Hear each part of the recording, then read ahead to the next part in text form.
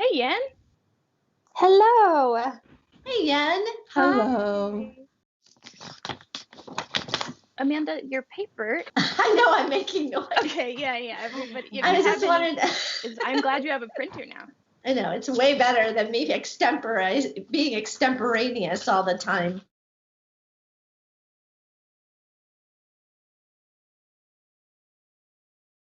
Is everybody able to hear each other? Yes. Yeah. Yeah. Great.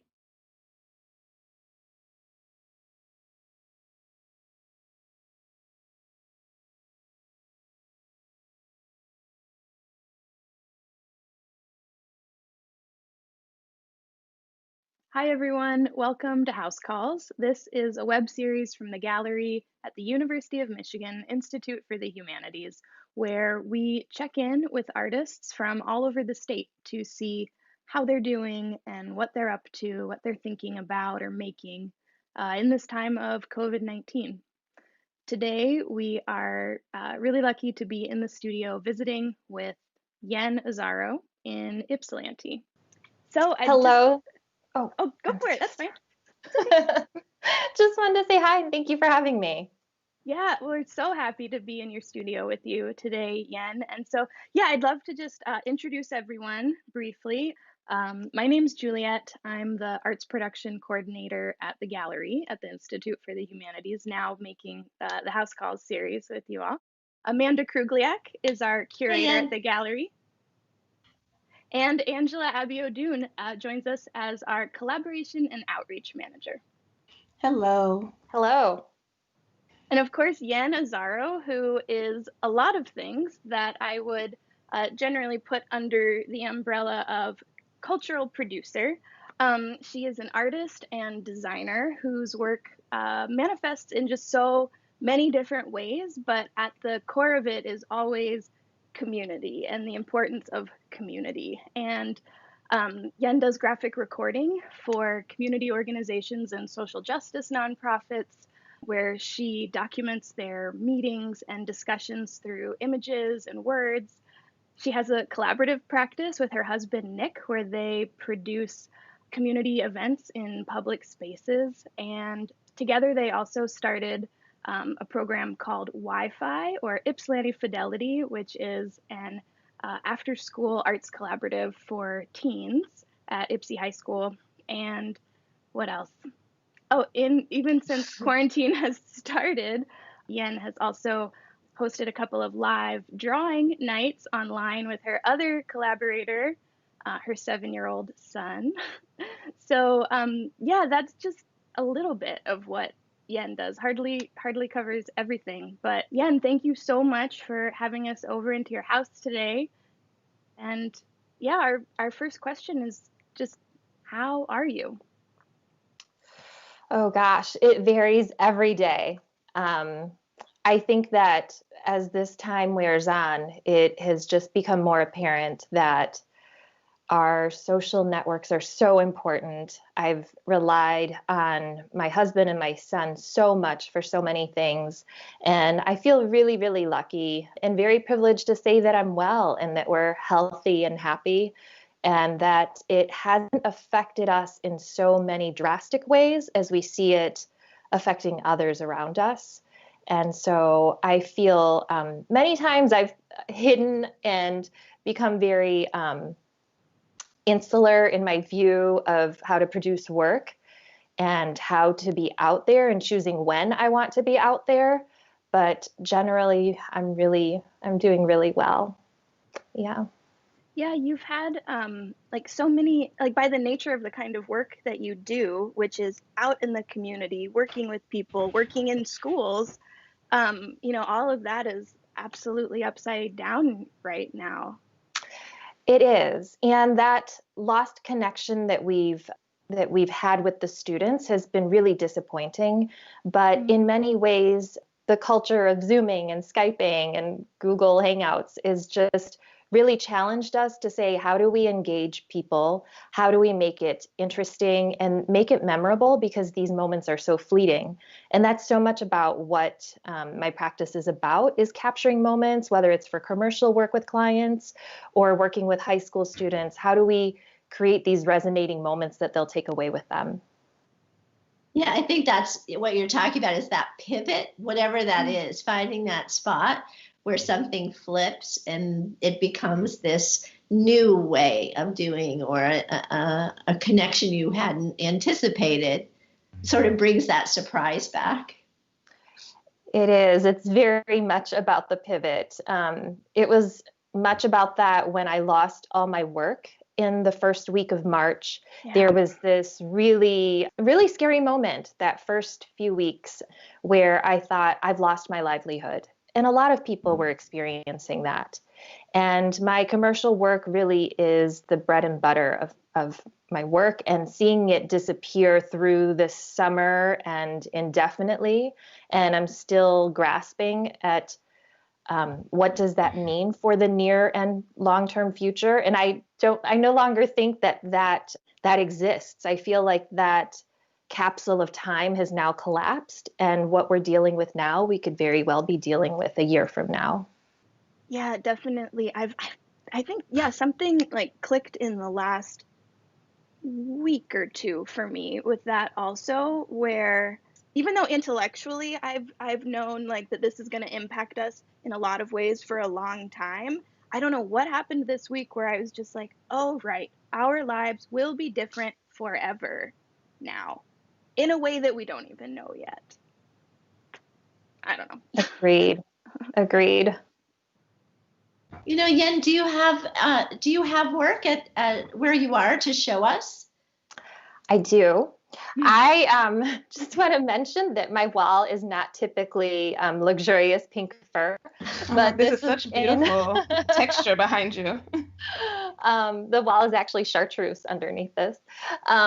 This I put up in homage to Wi-Fi's original plan this summer. We were going to build out an experiential art museum in the former administrative wing of Willow Run High School. All of those plans were foiled. And instead, we armed the students with toolkits. And one of the items is this really incredible pink fur. So just wanted to mention that. And then behind me, I did a quick example of my graphic recording. And I was thinking about what will I take away from this time? And I was just really relishing these moments of being outdoors with my son and husband, and the places that we've been, and just exploring open spaces that we, live like maybe 5-10 minutes from and having not experienced them before. So that's what's behind me.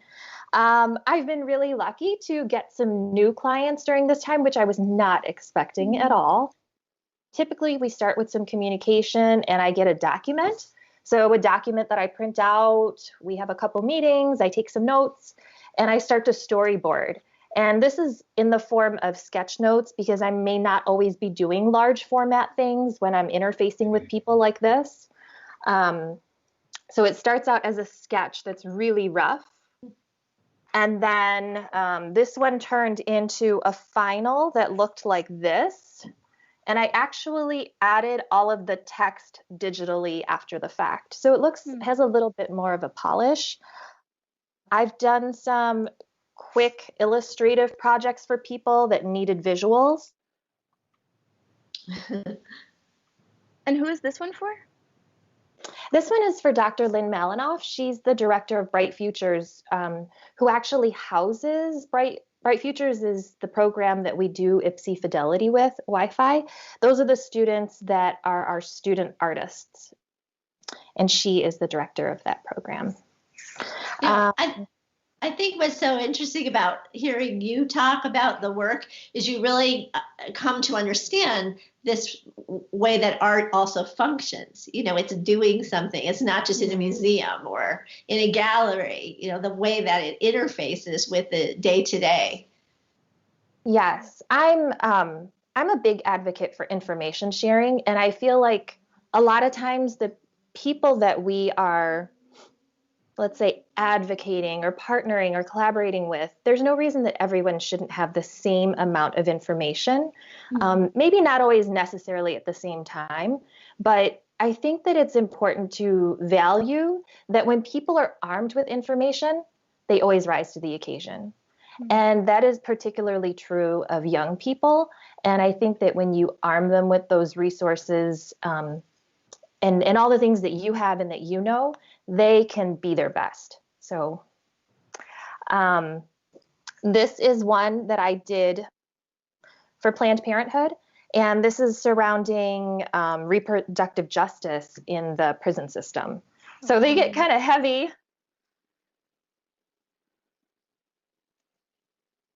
But I love being a visitor and dropping into these experiences.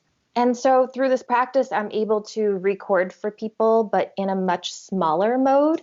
Typically, my pieces of paper are about 8 feet long by about 4 feet tall. And now I'm working in a very small, focused space. This is one that I did for a friend that wanted to capture all of the stresses and highlights of COVID-19. Mm-hmm. It makes me think too, Yen, about pictographs, in caves, or this idea of pictures telling us a story. And we're in the midst of what's happening right now, so we can't quite see the story. But when we look back, we see these pictographs that represent times historically. And it makes that connection between right now, and the past. It's interesting. I had never thought of it as pictographs, and now I'm going to forever think of myself as a cave woman. I love it. Yeah, I mean, it is really, when I'm going into a space and there's so many unknowns, I am taking that information and I'm distilling it down to what is left, right? I might hear the same theme 3 or 4 or 5 times, but how do I make it really potent in one visual? So that's what I'm always striving at. I have some large graphic recordings if I can finagle my way around, if you want to see those. Yes, please. Okay.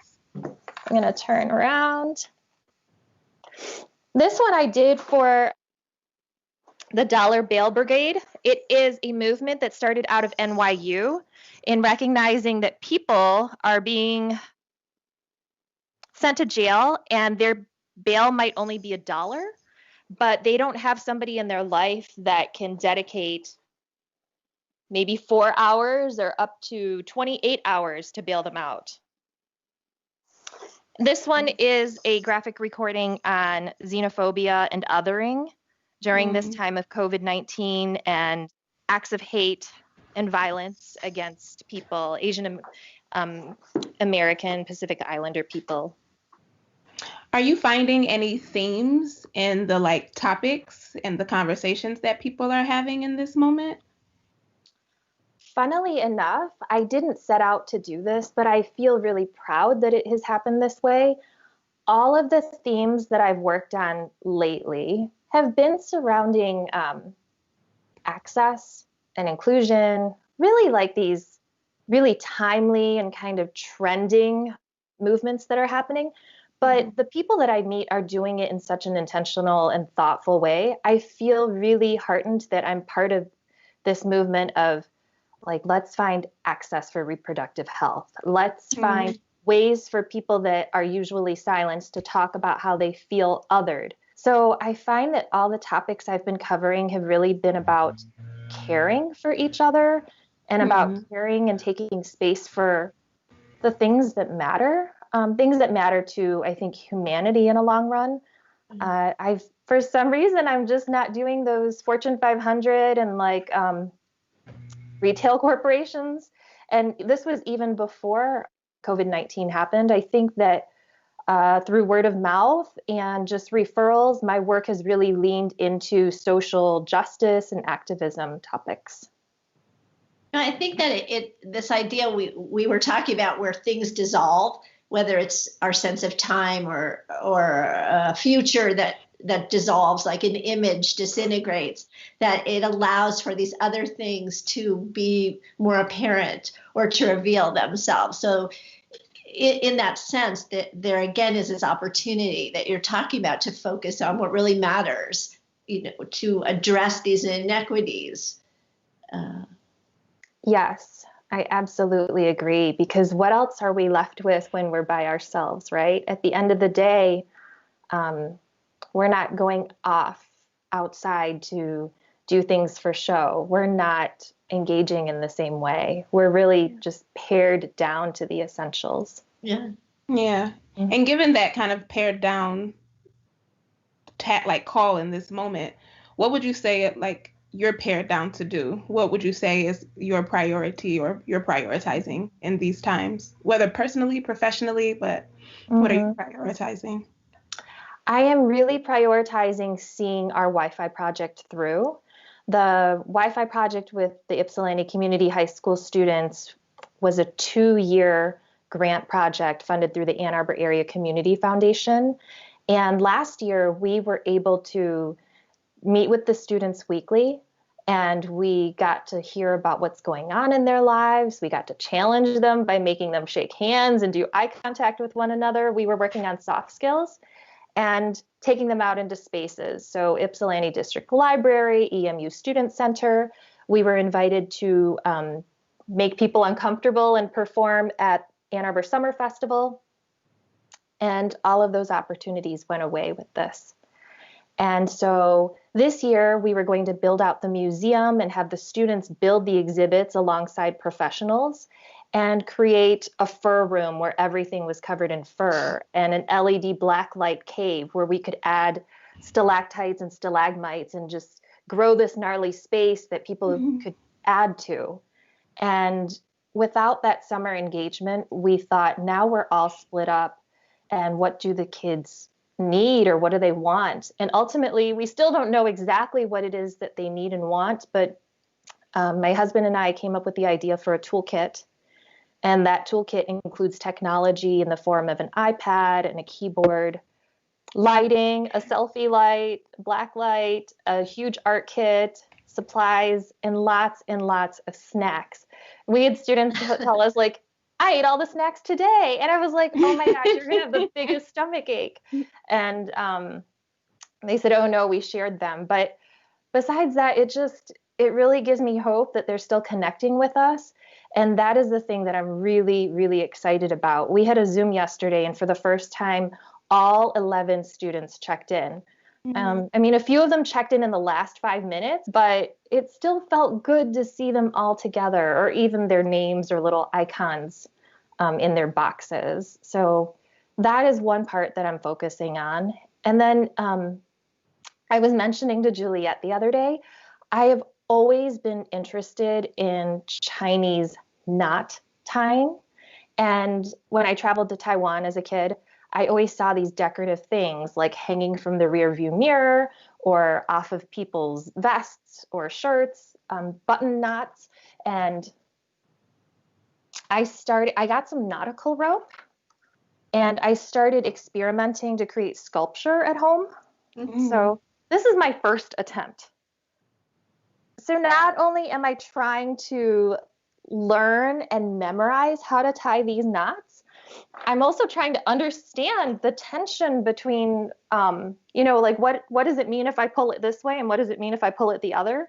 And it's just a really satisfying and tactile practice that I haven't done in years. Drawing with a marker is it feels so sterile. And it gets a little messy, but it's not like painting in the studio.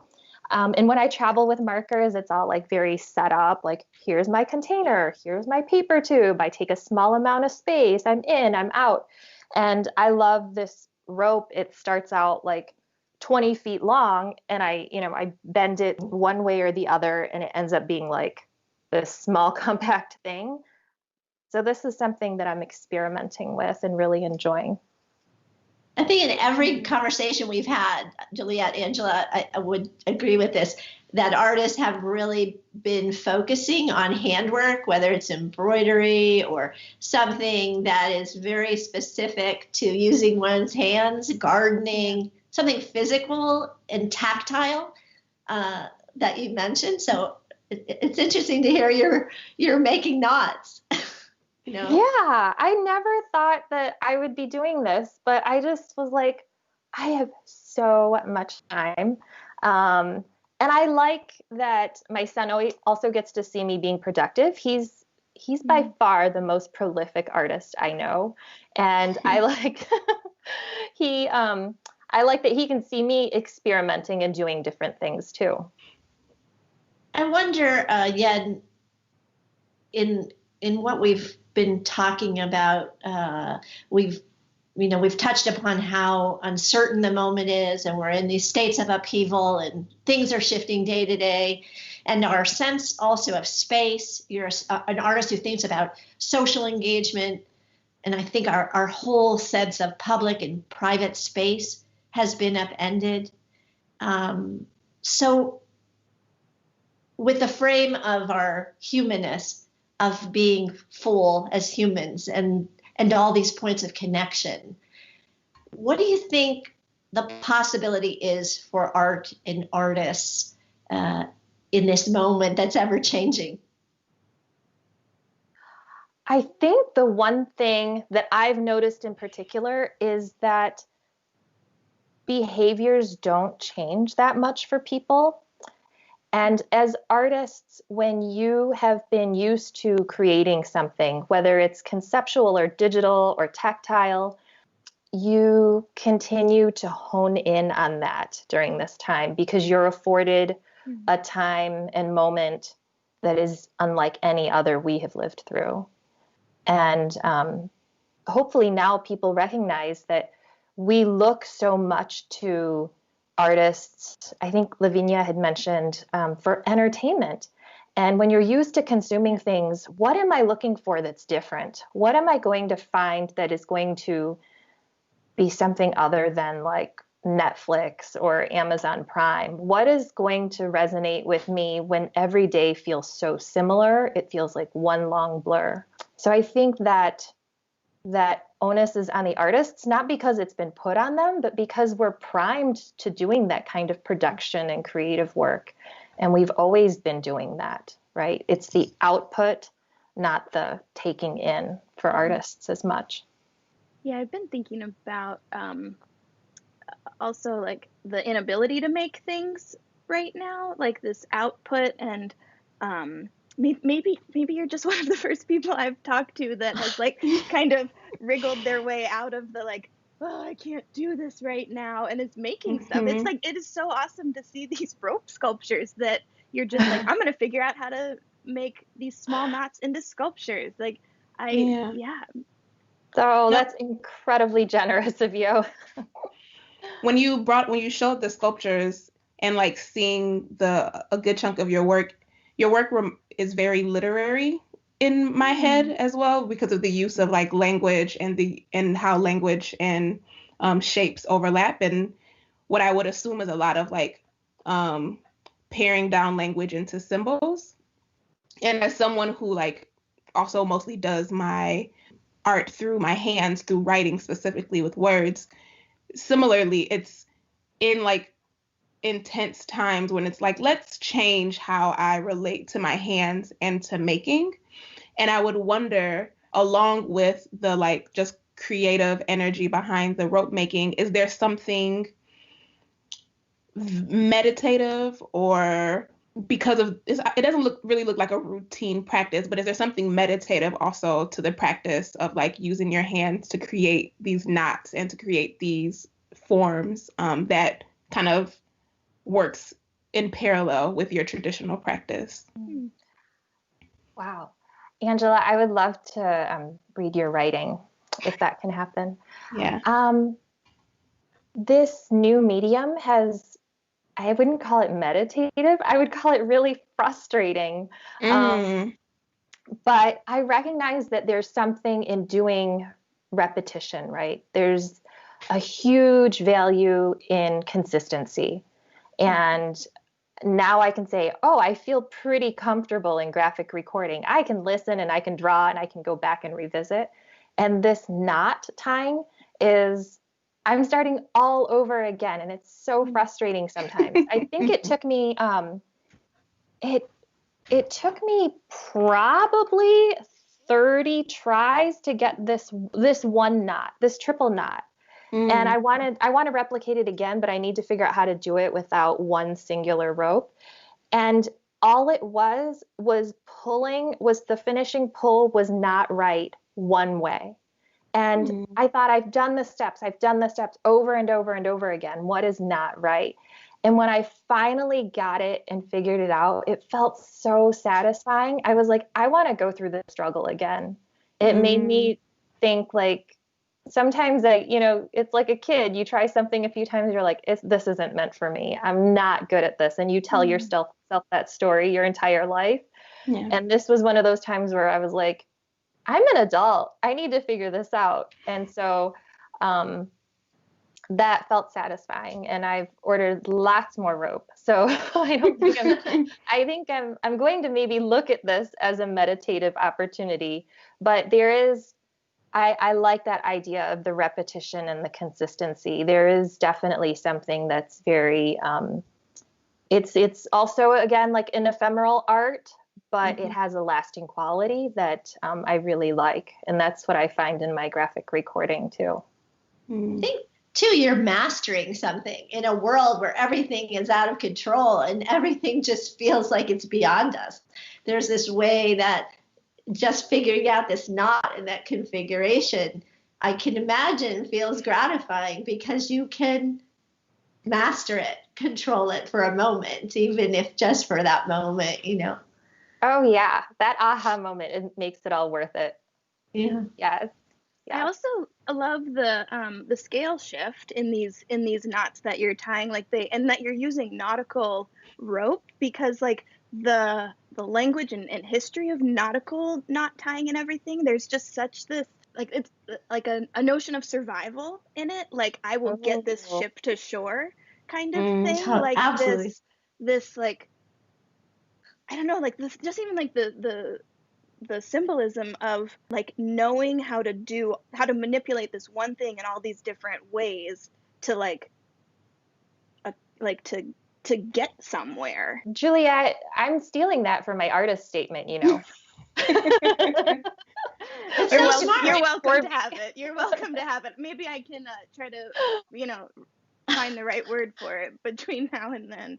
But no, I love that idea. I mean, it's so funny when I'm pulling the rope. Sometimes I think about tension in relationships, and I think about this intention is completely invisible, right? Like, if you think about a knot, it's really not, no pun intended, it's not a formation of something that was ever meant to be. It kind of happened, and it's pulling apart that's causing the tension.